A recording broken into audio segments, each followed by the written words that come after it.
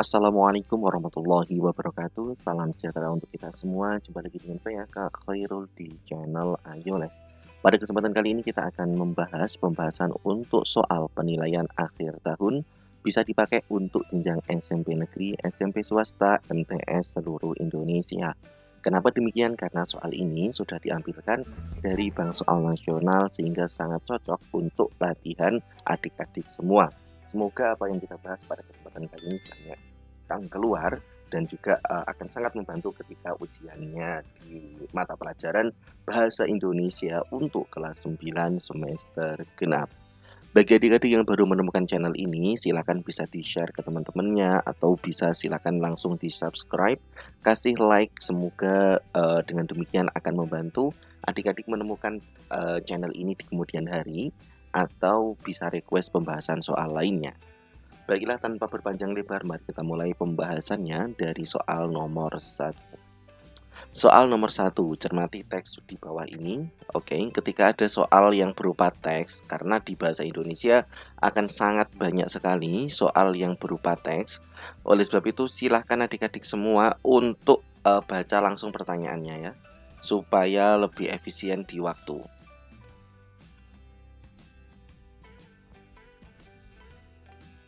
Baik, mari kita langsung mulai dari soal nomor 1.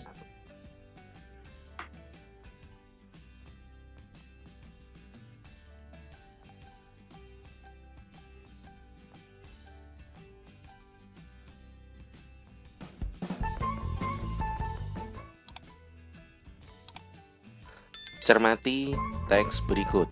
Obat herbal murni diambil dari saripati tumbuhan yang mempunyai manfaat untuk pengobatan tanpa ada campuran bahan lainnya, tanpa campuran bahan kimia sintetis dan tanpa campuran hewan. Obat herbal harus berasal dari tumbuhan, misalnya jahe, temulawak, kunyit, bawang putih, ginseng, dan lain-lain. Makna kata sintetis pada teks tersebut adalah titik-titik. Nah, makna kata sintetis itu adalah apa adik-adik? Ya, tiruan ataupun buatan ya. Tidak asli ini bukan, hasil alam bukan, campuran ini bukan. Let's move on. Nomor 2. Ada bacaan, langsung kita baca pertanyaannya. Pernyataan yang sesuai dengan isi teks tersebut adalah titik-titik. Nah, daun pacar Cina mempunyai nama lain yaitu daun kemuning. Nah, salah satu kekhasan kemuning adalah keharuman daunnya. Jenis daun ini salah satu berasal dari tanaman yang punya wangi khas. Ya, jawabannya adalah yang A.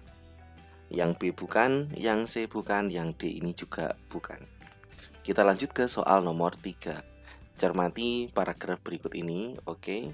Kalimat utama paragraf tersebut ditunjukkan dengan nomor titik-titik. Nah, biasanya kalimat utama itu terletak di awal, disebut sebagai kalimat utama deduktif. Kemudian kalau berada di akhir berarti induktif.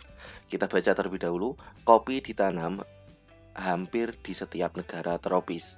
Amerika bla bla bla bla. Ya, jawaban yang paling tepat adalah kalimat utamanya berada di nomor 1. A. Kita lanjut ke soal nomor 4. Cermati teks berikut. Nah, pertanyaannya, makna kata bercetak miring dalam teks tersebut adalah titik-titik. Nah, kita cari yang bergaris miring, angkat bicara ya. Oke. Angkat bicara itu berarti membicarakan, mulai berbicara. Jawabannya yang C. Kita lanjut ke soal nomor 5. Mudah bukan ya? Soal bahasa Indonesia itu mudah sebenarnya. Pokoknya adik-adik tahu trik untuk menjawabnya.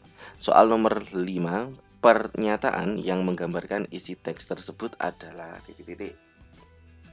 Nah, kita baca cerita. Dari atas, si kepiting melihat sisa-sisa bangkai ikan dan katak berserakan. Dia pun mulai sadar bahwa selama ini bangau telah menipu mereka. Ketika si bangau mau menjatuhkannya, dengan cepat si kepiting mencapit leher si bangau. Capitnya yang keras dan kuat mencekik leher burung bangau. Nah, ini diminta untuk menggambarkan isi teks di atas. Berarti ini ceritanya itu bangau menipu si teman-temannya si kepiting ya. Mulai dari apa ya? Mulai dari katak dan ikan itu ditipu oleh ikan bangau. Nah, di sini berarti yang tepat Kepiting menyelamatkan diri dari penipuan bangau dengan mencapitnya. Ya, jawabannya adalah yang A. Tanah ini kurang tepat, jepitan capit kurang tepat, kurang tepat. Kita lanjut ke soal nomor 6. Latar tempat cerita tersebut adalah titik-titik.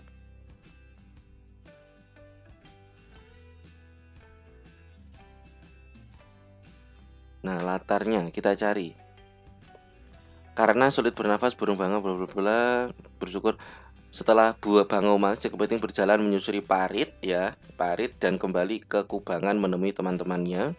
Dia menceritakan apa yang telah dialami dan tentang semua kelicikan si bangau. Berarti di sini angkasa kubangan, rerumputan dan angkasa, rawa-rawa dan langit perbukitan, sawah berlumpur dan kubangan air. Ya, parit. Berarti ada parit, ada sawah. Oke, jawabannya adalah yang D. Kita lanjut ke soal nomor 7. Cermati kalimat berikut. Nah, kata yang tepat untuk melengkapi kalimat tersebut adalah titik-titik. Nah, pembibitan dengan kantong plastik dilakukan dengan cara menyiapkan polybag ya, jawabannya. Kita lanjut ke soal nomor 8. Cermati kalimat berikut. Oke. Pertanyaannya apa nomor 8? Kata yang tidak sesuai dengan kaidah pada kalimat tersebut adalah titik-titik. Nomor 8. Cara memperbanyak tanaman bunga kertas atau bougainville dapat dilakukan dengan cara setek batang. Nah, setek yang kurang tepat adik-adik. Ya, jawabannya yang D. Tidak baku. Kita lanjut ke soal nomor 9. Cermati kalimat-kalimat berikut ini. Kalimat yang tidak sesuai kaidah ditunjukkan dengan nomor titik-titik. Guru menjelaskan cara menulis alamat surat dengan benar. Oke. Ibu berkata, pandai-pandailah menjaga diri dari tanah rantau. Oke. Sebagian besar para orang tua mengeluhkan mahalnya biaya sekolah. Sebagian besar ini kurang baku. Berarti jawabannya adalah yang C. Mungkin bisa diganti dengan kebanyakan orang tua. Jadi ini terlalu double-double, jadi tidak efektif. Sebagian besar para. Nah, kita lanjut ke soal nomor 10. Cermati kalimat berikut. Nah, oke. Kesalahan penggunaan ejaan ditunjukkan kalimat nomor titik-titik. Kita Presiden pertama Republik Indonesia Insinyur Soekarno dikebumikan di Kota Blitar. Oke. Dalam upacara itu dihadiri oleh para menteri, gubernur, wakil presiden, ibu, dan anak presiden. Kami membeli kerang, ikan bakar, dan cumi-cumi goreng di pantai indah itu. Oke, yang kurang tepat adalah yang C. Kita lanjut ke soal nomor 11. Cermati kalimat berikut ini. Rosita guru anak saya kini memiliki persewaan mobil, rumah mewah, dan berhektar-hektar lahan. Tanda baca yang tidak tepat pada kalimat tersebut adalah titik-titik. Titik 2 setelah memiliki. Nah, ini sebenarnya nggak perlu. Jawabannya yang C. Kita lanjut ke soal nomor 12.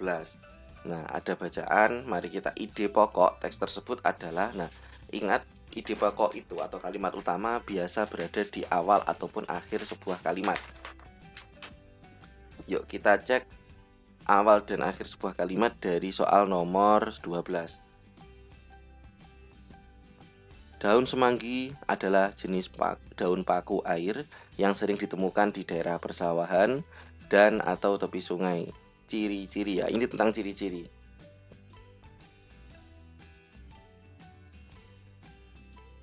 Ya, jawabannya adalah yang B. Kita lanjut ke soal nomor 13. Simpulan teks tersebut adalah, nah kalau simpulan itu biasanya berada di akhir.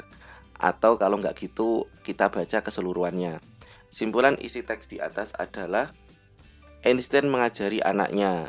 Oke, berarti ini deduktif, berada di depan. Danau salah satu tempat paling mengasihkan bagi Einstein dan bercengkarama melakukan proses belajar. Berarti ini jawaban yang paling tepat adalah Cara mengajar Einstein adalah melalui permainan yang mengasihkan. Ya, jawabannya adalah yang C. Kita lanjut ke soal nomor 14. Cermati teks berikut ini. Oke. Simpulan paragraf pro teks tersebut adalah pro itu berarti setuju. Setuju dengan pendapat.